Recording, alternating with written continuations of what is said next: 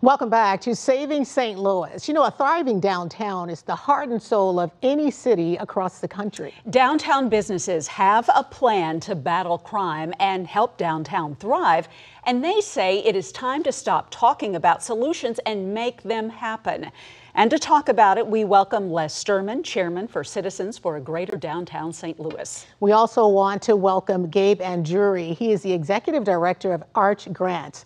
And Michael Calhoun, a news broadcaster with KMOX Radio. Les, we're going to start with you. You have said the horrific crash that critically injured Janae Edmondson was not an accident. You've said it was predictable and preventable. What do you mean? Absolutely. We've been talking about some of these issues that are now plaguing downtown for probably 4 years now. To the point where we developed some residents and some businesses downtown a plan which includes addressing traffic lawlessness, speeding, running red lights. Provided that to the city and to some of the business leaders downtown 2 years ago. Mm-hmm. And it wasn't acted on. So again, we've known about these problems for a long time. It's a problem with human behavior, not so much infrastructure and road design. So it was totally predictable. We've been having crashes like this for a few years now, and it just so happened that this one injured an innocent bystander. Mm-hmm. Yeah, and Gabe, your organization works diligently to attract entrepreneurs to downtown St. Louis. Is the issue with crime impacting those efforts? You know, we get questions about crime from some of our applicants each year. Last year we had over 500 applicants apply for non-dilutive funding and the wraparound support services we provide.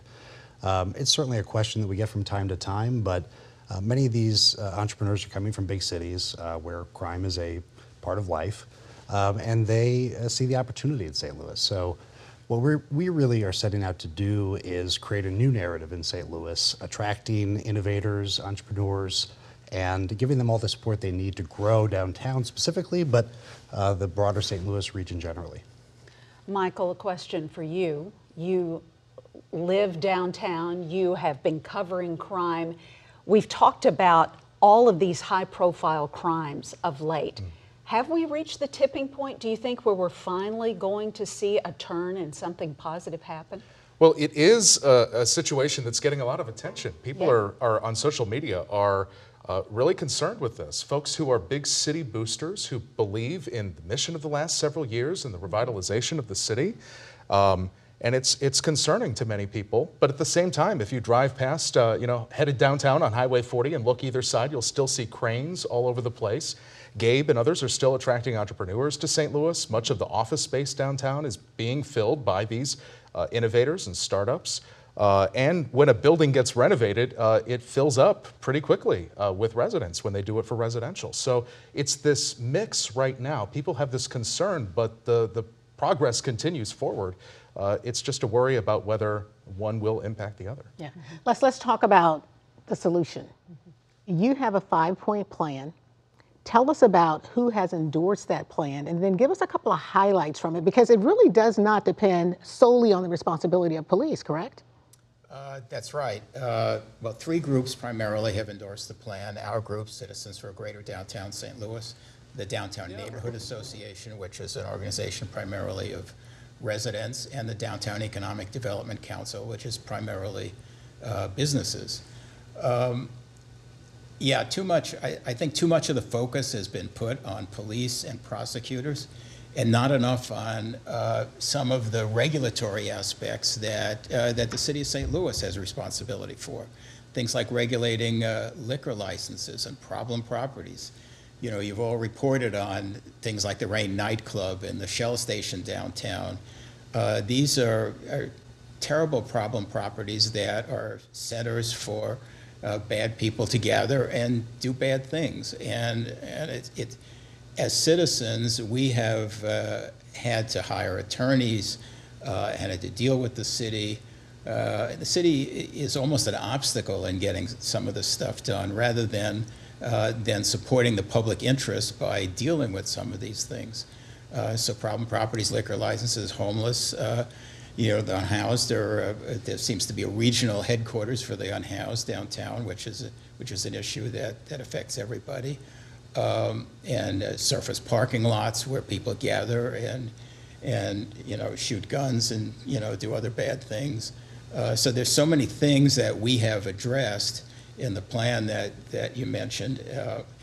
We just need people to be working together on all of these things and not just put so much focus on the police or the prosecutor. Are you hopeful that we're getting closer to that in light of what's happened recently? I'd like to think we are. I mean, we've lived downtown for over 17 years now, and we were certainly very optimistic when we moved here in 2005.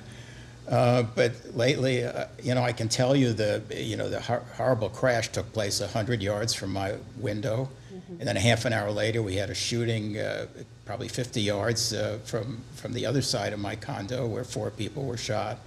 It almost feels like we're hitting rock bottom, but we don't know where the bottom is. I mean, I'm happy to see that people are concerned, and I hope that concern translates into action. Too often it doesn't in the kind of world we live in. And Gabe, your thoughts as you hear Les talk about this from a business perspective. How important is it to make sure we have all of the infrastructure in place for businesses to thrive? Yeah, infrastructure is critical for St. Louis, for any city trying to grow, trying to see a brighter future. We love to see a lot of the positive steps taking place in the St. Louis city and broader region. Anything that makes the city more attractive, safer in terms of investment in education, better public transit, better public safety. I mean, these things are all additive to what we are trying to do. And what I'll tell you is, to date, our entrepreneurs are voting with their feet. They're moving vans. They are coming to St. Louis. And we want to make sure that this region is meeting them with welcoming open arms and the best environment possible to grow their companies.